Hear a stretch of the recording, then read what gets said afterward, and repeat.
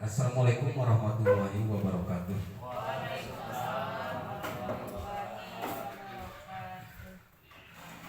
Bapak Ibu, terima kasih atas kehadirannya. Alhamdulillah pada siang hari ini kita melaksanakan kegiatan yaitu presentasi program sekolah SD Negeri 3 Cimahpar untuk tahun 2024.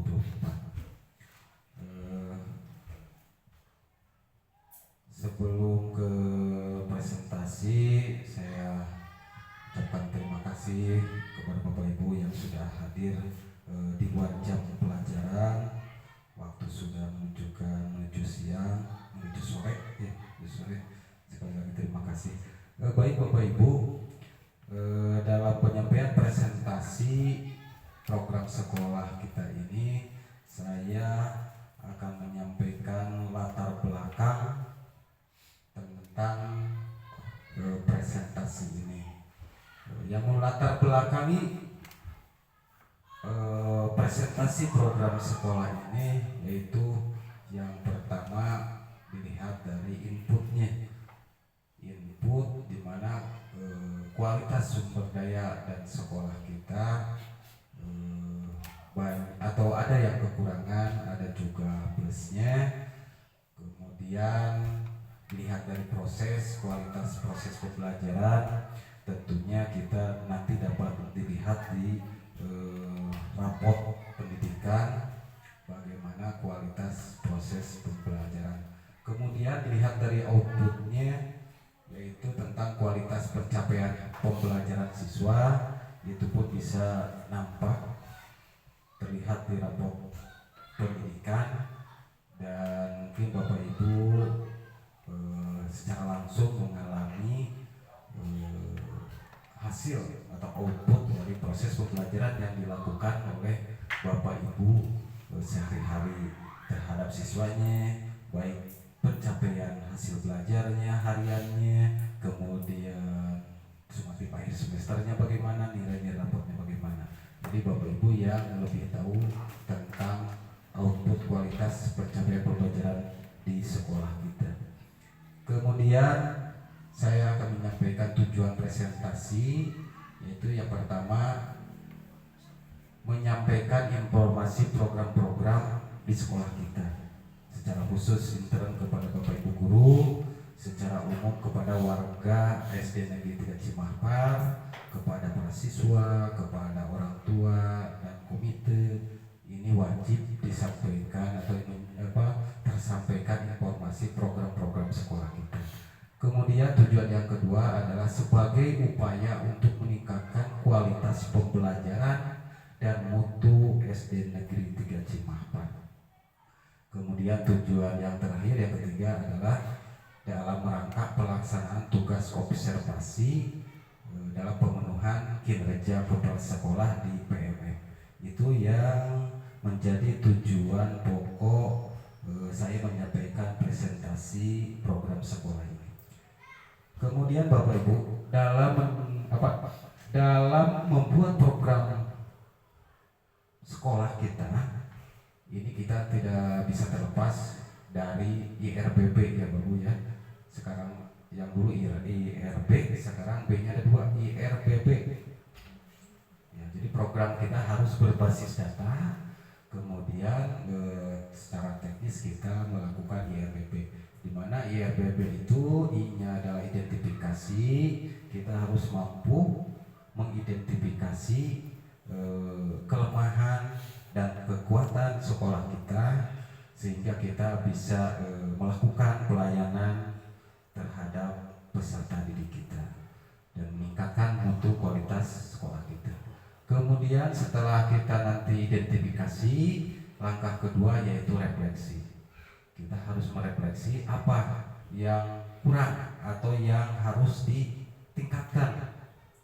Kemudian apa yang sudah berjalan dengan baik itu dipertahankan dan ditingkatkan. Yang penting kita nanti setelah refleksi dari hasil identifikasi, kita harus fokus kepada program-program atau kegiatan-kegiatan apa yang harus kita tingkatkan. Kemudian B yang pertama adalah benahi perencanaan.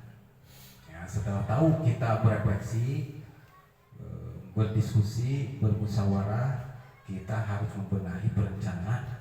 Kita harus melakukan perencanaan untuk program-program yang akan kita laksanakan. Setelah benahi perencanaan, kita dilanjut kepada benahi implementasi. Ya, tentunya setelah kita punya perencanaan, sudah kita merencanakan, tentu kita harus mengimplementasikannya agar apa yang direncanakan kita terlaksana dan tercapai sesuai dengan cita-cita peningkatan mutu kualitas pendidikan di SD Negeri 3 Cimahpar kita ini. Itu mungkin secara teknis atau langkah yang akan kita lakukan dalam membuat program sekolah. Kemudian Bapak Ibu, yang berikut ini kita paparkan satu persatu bagaimana cara mengidentifikasi data kondisi sekolah. Ya, jadi kita dalam membuat program, menentukan program, melaksanakan kinerja kita harus berbasis kepada data, maka kita akan mengidentifikasi data kondisi keadaan sekolah kita. Yang pertama, kita harus mengidentifikasi hasil raport pendidikan yang dikeluarkan oleh Kemendikbudristek. Dalam hal ini berarti raport mutu pendidikan di tahun 2024. Kemudian yang kedua, sebagai sumbernya kita identifikasi juga dari RKT, rencana kerja tahunan sekolah kita. Kemudian kita identifikasi kebutuhan-kebutuhan apa yang sudah ada di RKS, direncanakan di RKAS. Kemudian yang terakhir, kita juga harus mendengarkan atau menggali informasi, saran, partisipasi dari warga masyarakat atau warga sekolah. Kita juga akan mengidentifikasi hasil musyawarah dengan warga sekolah kita ini. Itu yang harus kita identifikasi untuk menentukan program sekolah kita.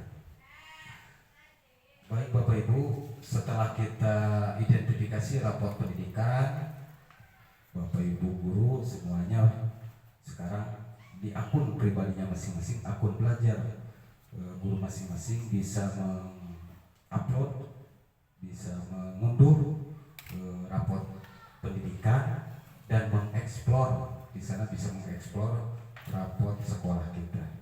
Ini kita analisis atau identifikasi raport mutu pendidikan kita, kemudian diperolehlah dari hasil capaian raport pendidikan sekolah kita. Jadi ini diambil dari rangkumannya indikator prioritas. Ini bersumber dari raport pendidikan yang dari Kemendikbudristek di indikator prioritas SD Negeri 3 Cimahpar. Baik, kita lihat per indikator, di mana indikator yang pertama A1 itu adalah kemampuan literasi.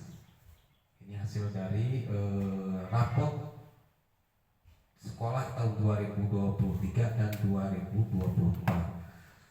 Indikator kemampuan literasi, hasil capaian sekolah kita alhamdulillah secara keseluruhan sudah mencapai capaian dengan kriteria baik. Di raport mutu pendidikan sekolah kita, dari semua kriteria, semua indikator hasil capaiannya adalah sudah mencapai baik. Namun di sini ada beberapa, kalau ada perbandingan dari tahun yang lalu dan tahun sekarang, ada yang naik, ada yang turun, gitu ya. Jadi indikator yang pertama adalah kemampuan literasi, hasil capaian adalah baik. Hasil tahun ini adalah 76,19, sedangkan hasil raport tahun yang lalu skornya adalah 53,84. Jadi di sini ada perubahan sebesar 22,34 dengan status naik. Ya, alhamdulillah kita bangga tentang indikator literasi kita ada peningkatan, ada kenaikan sejumlah 22,34 2,34 ya, nilainya naik. Kemudian indikator yang kedua yaitu kemampuan numerasi, hasil capaiannya baik, akan tetapi di sini di keterangan itu ada penurunan. Nah, ini hal yang harus disikapi oleh kita. Hasil tahun ini adalah 71,43 dan skor tahun lalu adalah 76,92. Jadi sekarang ada penurunan sebesar 5,49%. Nah, ini harus menjadi fokus kita untuk dijadikan program. Kemudian karakter ketiga yaitu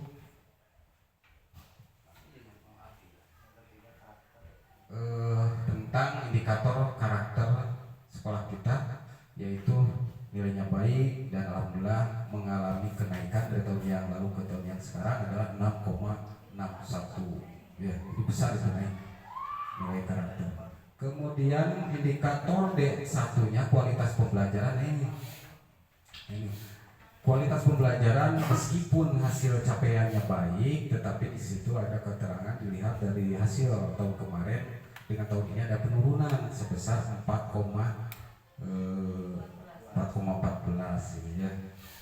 Ini turun 4,14. Kemudian iklim keamanan satuan pendidikan. Ya, iklim keamanan satuan pendidikan sekolah kita capaiannya baik, tetapi di sini ada penurunan sebesar 2,19. Kemudian iklim kebinekaan capaiannya baik dan alhamdulillah itu naik dari tahun kemarin ke tahun sekarang adalah besar, ini 7,22. Kemudian indikator terakhir partisipasi warga satuan pendidikan, alhamdulillah nilai capaian baik dan ada peningkatan sebesar 1,25%. Nah, setelah kita analisis, setelah kita identifikasi raport pendidikan kita, raport sekolah kita, ini yang menjadi indikator prioritas dari Kemendikbudristek. Kemudian kita fokuskan akan tingkatkan, ada yang perlu ditingkatkan, ada yang sudah berjalan dengan baik tentunya. Yang naik itu kita wajib pertahankan dan itu sudah berjalan dengan baik. Kemudian yang turun tentunya kita harus fokus untuk meningkatkan layanan pendidikan kita sehingga nilai rapor pendidikan kita menjadi naik kembali. Itu untuk demi mencapai atau meningkatkan kualitas pendidikan di sekolah kita. Jadi fokus kita kepada tiga indikator. Yang pertama adalah kemampuan numerasi kita, ini harus lebih giat lagi, lebih berpikir lagi untuk meningkatkan kemampuan numerasi. Kemudian kualitas pembelajaran juga di sini ada penurunan, kita harus fokus untuk meningkatkan kembali indikator kualitas pembelajaran. Kemudian ada 3 yang turun lagi, ini adalah iklim keamanan satuan pendidikan. 3 indikator ini kita harus fokus atau dibuatkan suatu program untuk meningkat kualitas pendidikan. Nah, kemudian Bapak Ibu, setelah identifikasi raport sekolah, kita juga membuat rencana kerja tahunan. Kita membuat rencana kerja tahunan sudah dibuat dan kita identifikasi. Tentunya ini juga harus sejalan dengan hasil identifikasi raport sekolah, di mana kita akan merencanakan program-program yang akan dilaksanakan secara umum mencakup 8 standar pendidikan. Yang pertama adalah dari standar isi, mulai dari penyusunan kurikulum. Alhamdulillah kita di awal tahun pelajaran sudah tersusun, dibuat kurikulum merdeka. Kemudian yang kedua adalah penyusunan program pembelajaran ini. Bapak Ibu harus ditingkatkan mengenai program pembelajaran tadi karena kita mengalami penurunan. Kemudian yang kedua adalah standar GTK. Kita akan melakukan untuk melaksanakan beberapa program tentang pelayanan atau peningkatan mutu kualitas pendidik dan tenaga kependidikan.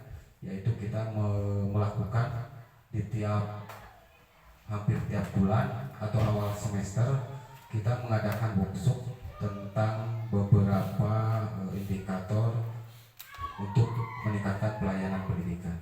Ya, itu dalam pelayanan atau meningkatkan standar mutu GTK. Selain workshop, kita banyak mengutus atau menginstruksikan kepada Bapak Ibu guru supaya lebih semangat lagi mengikuti berbagai macam pelatihan-pelatihan, baik yang dilaksanakan secara tingkat kecamatan atau secara tingkat kabupaten maupun kombel di sekolah.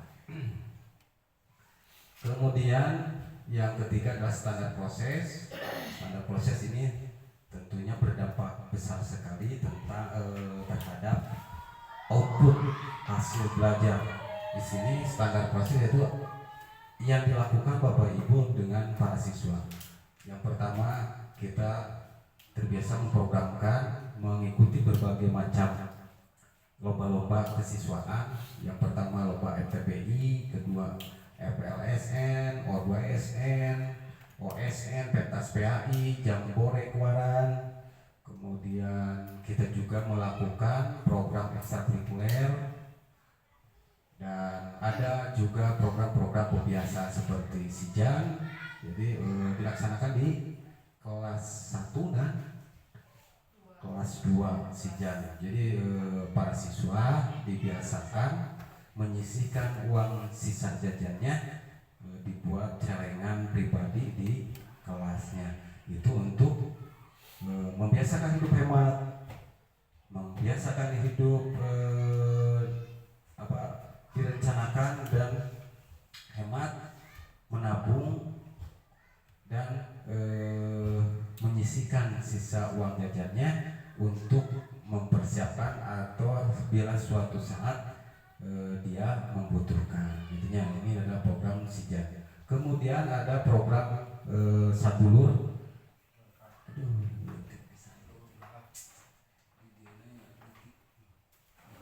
Di sini ada program Sadulur Berkah. Sadulur Berkah itu adalah sholat duhur berjamaah. Jadi siswa sebelum bubar, ketika sudah masuk jam duhur, alhamdulillah karena kita berdekatan dengan musola yang dimiliki oleh lembaga lain, kita ikut menggunakan musola lembaga lain. Alhamdulillah diberi izin, kita sudah terlaksana sholat duhur berjamaah dan sholat duha berjamaah. Kemudian ada juga program taspen. Program taspen ini dilaksanakan di kelas 5 ya, kelas 5 taspen, yaitu tabungan surat pendek. Jadi siswa dipinta setiap hari menyetorkan hafalan surat pendek kepada gurunya setiap hari atau di setiap minggu 1 kali. Di kelas 3 itu setiap hari menghafal atau menyetorkan hafalan surat pendek. Kemudian ada hafalan doa harian, itu dilaksanakan di kelas bawah. Kemudian kita juga sering melaksanakan atau memperingati Hari Besar Islam nih, PHBI, peringatan Hari Besar Islam seperti Isra Miraj dan Maulid Nabi. Itu biasa kita lakukan untuk meningkatkan rasa keimanan dan takwaan para siswa. Kemudian kita juga selalu aktif mengikuti ANPK karena ini wajib untuk mengetahui kemajuan sekolah kita untuk memenuhi nilai rapor sekolah. Kemudian ada juga kelas meeting atau pekan olimpiade. Nah, kita ini bisa dilaksanakan kelas meeting dan pekan olimpiade ini di akhir sumatif. Di akhir sumatif setelah anak-anak melaksanakan ujian atau sumatif akhir semester, anak-anak bisa atau biasa dilakukan program kelas meeting atau pekan olimpiade mata pelajaran. Kemudian di bulan puasa juga, di bulan Ramadan kita biasa melaksanakan program sangat. Itu adalah program-program yang dilaksanakan dalam standar proses ya. Tentunya program ini berhasil kalau kita secara konsisten dan kontinu melakukan program ini secara berkala dan terjadwal dengan baik bersama para peserta didik. Kemudian yang keempat juga pengembangan sarana dan prasarana, ini termasuk dianalisis juga untuk kebutuhan di RKS. Ya. Pengembangan sarpras kita terbiasa pemeliharaan listrik, pemeliharaan WC siswa dan WC guru, pemeliharaan gedung sekolah, pemeliharaan halaman, dan pemeliharaan alat media pembelajaran seperti IT. Kemudian yang kelima, standar pengelolaan PPD pendataan Dapodik itu kita sudah efektif dilakukan di tiap awal tahun pelajaran. Kemudian pendataan siswa sudah tertib di Dapodik dan alhamdulillah kita mempunyai operator secara khusus untuk pengelolaan pendataan Dapodik. Kemudian ada program kerja kepala sekolah, ini sudah setahun penuh ada programnya alhamdulillah. Kemudian ada penyusunan RKT dan RKS. Nah, ini wajib dilakukan oleh sekolah kita karena RKT ini adalah acuan untuk melaksanakan kegiatan-kegiatan selama 1 tahun. Jadi kita rencanakan rencana kerja tahunan, kemudian kita turunkan menjadi RKS. Ya. Jadi penting Bapak Ibu untuk menganalisis, mengidentifikasi tadi raport sekolah, kemudian RKT rencana kerja tahunan. Bapak Ibu, setelah kita identifikasi, maka kita harus merefleksikan apa yang sudah diidentifikasi tadi, sarana, terus kemudian sumber daya, kemudian anggaran, proses pembelajaran. Setelah kita identifikasi, kita harus merefleksi. Refleksi yaitu prioritas program sekolah. Tadi apa yang lemah, apa yang kurang, indikator mana yang menurun, kita harus prioritaskan untuk melakukan perubahan. Kita hasil refleksi ini kita analisis, bisa diambil dari 2 cara. Kita melakukan analisis secara mandiri. Secara mandiri itu dilakukan refleksi oleh sekolah dan warga sekolah. Kita merefleksi apa, bagian mana yang harus ditingkatkan dan bagian mana, indikator mana yang sudah berjalan dengan baik. Kemudian refleksi yang kedua juga kita menggunakan hasil rekomendasi yang disediakan Kemendikbudristek tadi, yang berasal dari raport pendidikan, ya. Dari raport pendidikan ini kita menggunakan rekomendasi prioritas dari raport sekolah. Setelah kita merefleksi, tahu mana yang harus diperbaiki atau ditingkatkan, kita harus benahi perencanaan pembelajaran. Setelah kita refleksi, tahu mana yang harus ditingkatkan, tadi dari raport mutu pendidikan kita ada 3 indikator yang harus dibenahi, yaitu indikator kemampuan numerasi, yang kedua hasil atau kualitas pembelajaran, dan yang ketiga adalah keamanan lingkungan sekolah. Nah, kita benahi dan kita rencanakan pengorganisasian ini. Yang pertama, pengorganisasian pembelajaran. Pengorganisasian pembelajaran, Bapak Ibu sudah terbiasa membaca kurikulum. Di sini pengorganisasian pembelajaran, sekolah sudah menyusun kurikulum untuk pengorganisasian pembelajaran, di mana di sana ada struktur kurikulum, ya, struktur kurikulum. Kemudian ada juga muatan mata pelajaran, ya. Kemudian pengaturan alokasi waktu, kemudian proses pembelajaran. Nah, itu sudah termuat atau direncanakan di kurikulum sekolah kita. Kemudian mengenai perencanaan pembelajaran, Bapak Ibu sudah terbiasa diwajibkan setiap kali pertemuan pembelajaran harus membuat modul ajar dan membuat modul P5. Namun di sini karena tadi kualitas pembelajaran menurun, Bapak Ibu harus rajin-rajin merefleksi hasil pembelajaran yang dilakukan oleh Bapak Ibu sehingga Bapak Ibu mampu merencanakan atau merevisi modul ajar dan modul P5. Bagian mana yang belum tercapai atau apa yang kurang lengkap, belum mencapai yang diharapkan. Karena tadi hasilnya kualitas pembelajaran di sekolah kita ada penurunan. Meskipun tadi alhamdulillah secara capaian hasil adalah nilai baik. Kemudian yang kedua, kita harus merencanakan pengembangan kompetensi pendidik dan tenaga kependidikan. Alhamdulillah saya memprogramkan untuk peningkatan kualitas PTK. Kita sudah terbiasa mengutus beberapa guru atau mengajak kepada Bapak Ibu untuk aktif mengikuti pelatihan-pelatihan baik secara pelatihan mandiri di PMM, itu wajib untuk semua guru, pelatihan mandiri di PMM, kemudian pelatihan yang dilaksanakan oleh dinas tingkat kecamatan atau tingkat kabupaten. Kemudian kita juga rajin mengadakan atau melaksanakan kegiatan IHT di sekolah.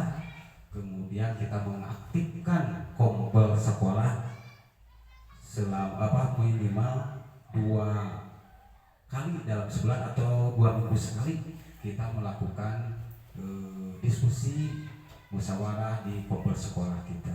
Itu program yang kita akan laksanakan demi meningkatkan kompetensi kualitas kompetensi pendidik dan tenaga kependidikan kita. Kemudian yang ketiga, pengelolaan sumber daya sekolah dan anggaran sekolah. Nah, di sini sumber daya sekolah yang dimiliki oleh kita dilihat dari PTK-nya, alhamdulillah semua guru sudah memenuhi kualifikasi sarjana. Kemudian sarana pembelajaran juga alhamdulillah kita sudah sedikit lengkap.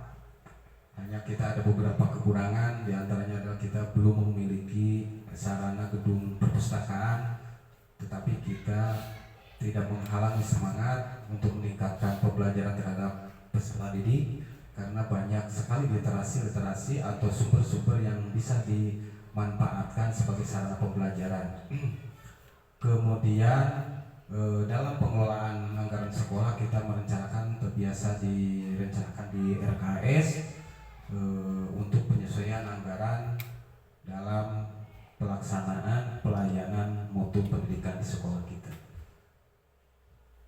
Kemudian setelah perencanaan kita tentunya harus mengimplementasikan mengimplementasikan apa yang kita rencanakan tadi. Implementasi di sini bisa dilihat dari 2, implementasi perencanaan untuk mendukung perbaikan pelayanan sekolah. Tadi sudah direncanakan apa yang akan dilaksanakan oleh sekolah, kita implementasikan. Jadi Bapak Ibu kalau ada undangan pelatihan diharapkan bersedia dengan penuh tanggung jawab. Kemudian kalau ada kegiatan-kegiatan IHT, Bapak Ibu lebih semangat lagi dan kita menghidupkan komunitas belajar di sekolah kita lebih intens, lebih aktif lagi. Di sini dalam implementasi perencanaan untuk mendukung perbaikan layanan sekolah.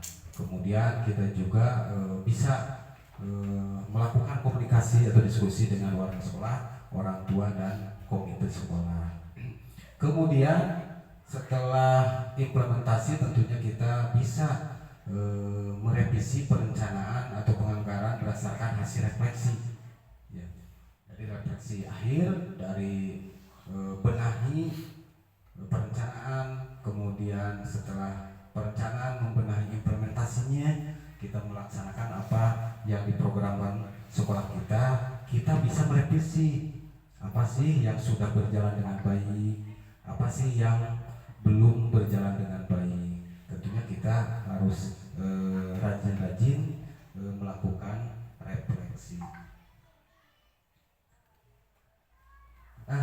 Bapak Ibu, mungkin sementara itu program sekolah yang akan kita laksanakan.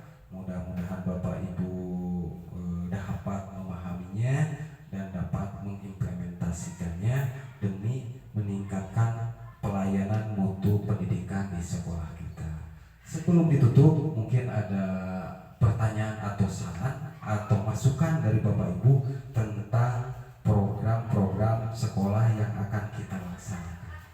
Dipersilakan kalau ada yang mau bertanya. Ya, nanti.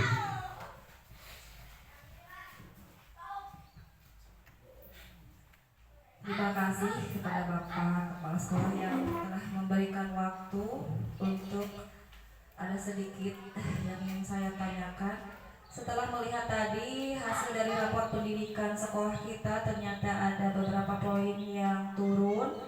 Di antaranya tadi numerasi, kualitas pembelajaran, dan satu lagi tadi lingkungan ya? Keamanan lingkungan sekolah. Nah, tadi sudah Bapak paparkan bagaimana cara meningkatkan untuk kualitas pembelajaran agar kualitas pembelajaran sekolah kita menjadi naik. Tadi sudah Bapak rencanakan program-programnya, diantaranya ada beberapa, yaitu workshop ya Pak ya, pengikutan pelatihan, terus lagi kombel, terus IHT dan sebagainya. Terus yang ingin saya tanyakan di sini, bagaimana strategi, kan tadi sudah Bapak rencanakan untuk meningkatkan kualitas pembelajaran programnya ini. Nah, kalau bagaimana kalau untuk meningkatkan strategi kualitas PTK terutamanya mungkin ya dalam proses pembelajaran, terutama dalam peningkatan kemampuan numerasi. Itu Pak mungkin yang saya tanyakan.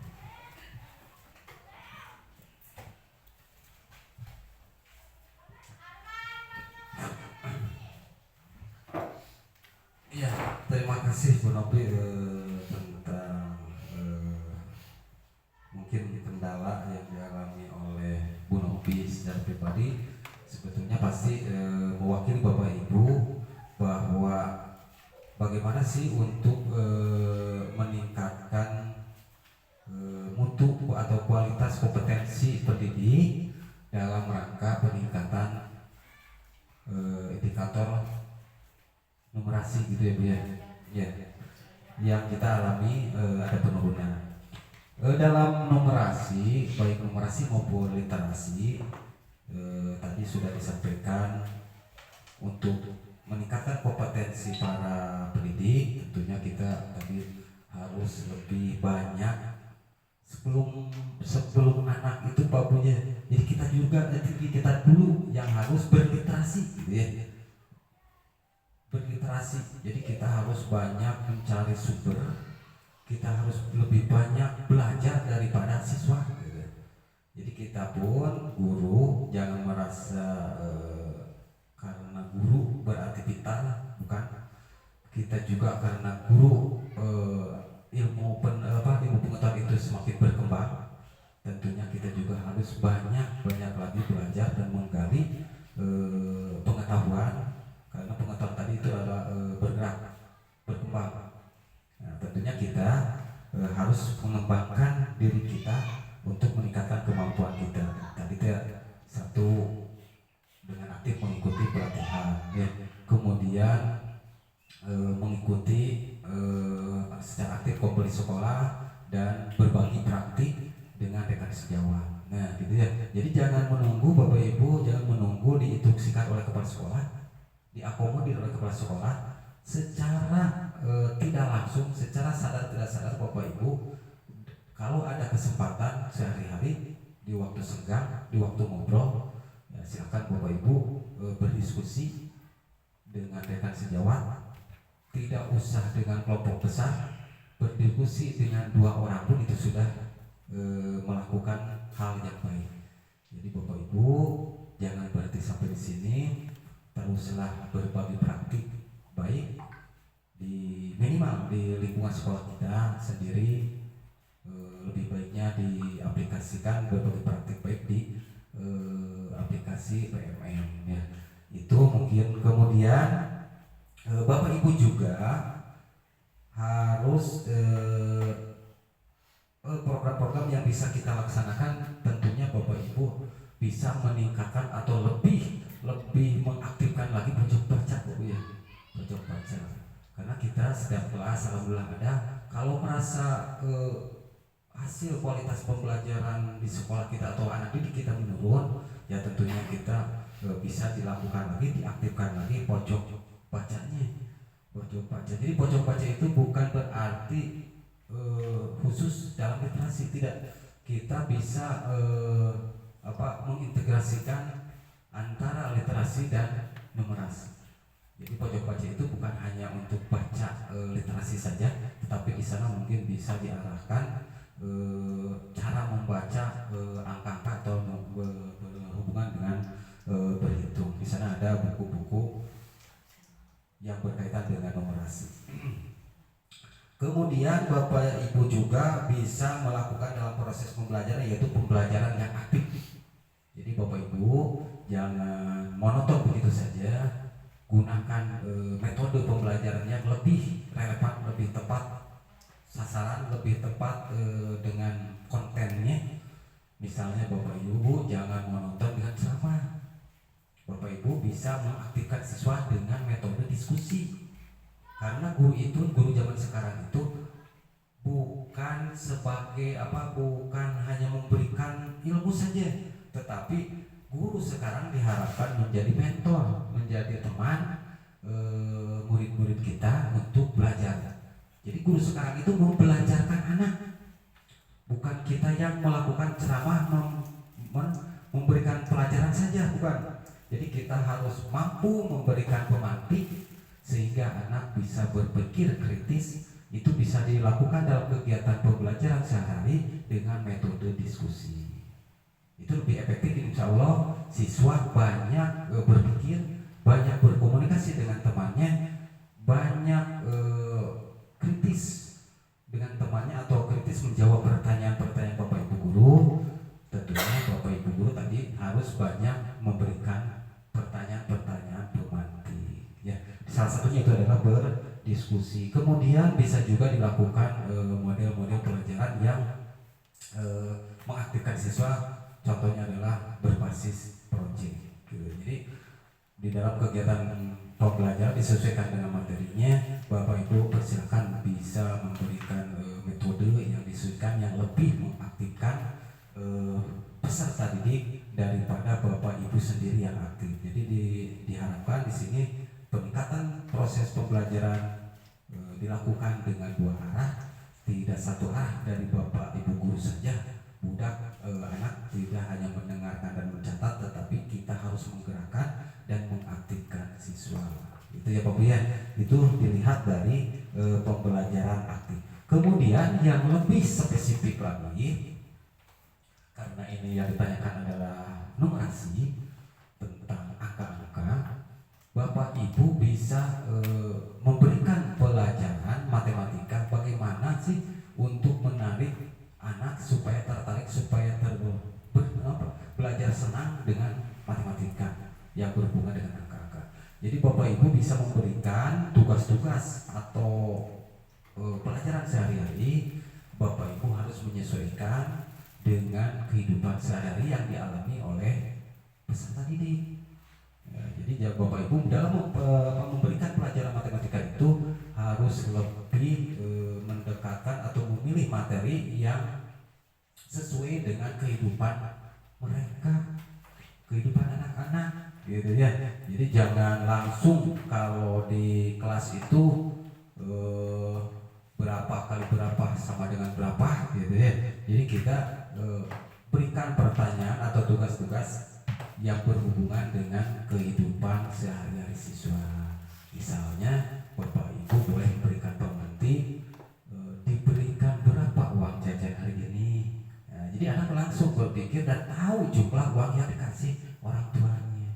Kemudian setelah istirahat Bapak Ibu bisa bertanya, nah sudah berapakah uang yang dijajankan? Nah ya, jadi anak menjawab lagi. Kalau tadi diberikan oleh orang tuanya 10.000, sudah dijajankan 6.000, ditanya lagi oleh Bapak Ibu, tinggal berapa uang kamu sekarang? Nah gitu ya. Jadi Bapak Ibu dalam pembelajaran itu tidak terfokus, tidak kaku gitu ya. Dalam pembelajaran matematika silakan Bapak Ibu sampaikan, gali pengetahuan, informasi, kemudian wawasan anak yang tentunya disesuaikan dengan bukan kasus kejadian-kejadian dia sendiri yang dialami oleh dia sendiri dalam kehidupan sehari-hari, sehingga siswa lebih cepat berpikir daripada langsung melihat di papan tulis dengan angka-angka. Pasti siswa kurang menarik dan kadang-kadang tidak mau belajar gitu ya, karena pelajaran akan cepat diserap kalau dia merasa senang dan pasti dia cepat menangkap informasi atau pengetahuan yang diberikan oleh kita. Mungkin itu Bu, atau ada yang dari yang lain ada tambahan, silakan. Ada lagi Bu Nopi, gimana Bu Nopi?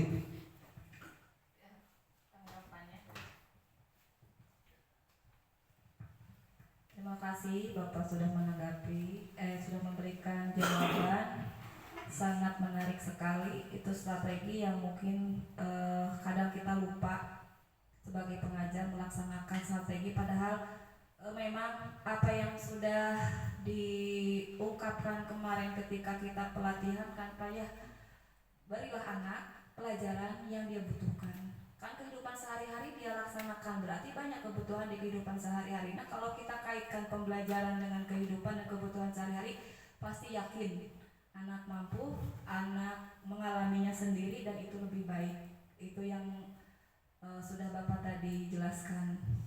Terima kasih penjelasannya, sangat menarik untuk kita bisa dilaksanakan dalam proses pembelajaran kita sehari-hari. Mungkin ini itu Pak. Terima kasih jawabannya.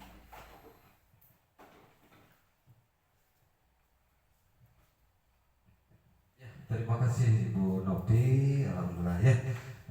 Masih ada Bapak pertanyaan atau tanggapan dari Bapak Ibu atau saran atau masukannya? Kalau tidak ada, alhamdulillah presentasi program sekolah kita. Kemudian saya berharap mudah-mudahan apa yang diprogramkan sekolah kita dapat implementasikan, kita dapat terapkan demi untuk meningkatkan kualitas layanan pendidikan di sekolah kita. Sebelum ditutup, kami menyampaikan nasihat dari Bapak Menteri yang kemarin, penggagas kurikulum merdeka ya tadi ya. Ini untuk meningkatkan semangat Bapak Ibu. Mas Nadi mengatakan apapun perubahan kecil itu, jika setiap guru melakukannya secara serentak, kapal besar bernama Indonesia ini akan bergerak. Nah itu harapan Bapak Menteri, tentunya harapan kita semua juga. Jadi harapan kepada sekolah, Bapak Ibu semuanya kompak, semangat bergerak demi perubahan atau bergeraknya kapal Indonesia pendidikan ini supaya bergerak lebih maju lagi. Terima kasih atas perhatiannya. Wabillahi taufiq wal hidayah. Wassalamualaikum warahmatullahi wabarakatuh.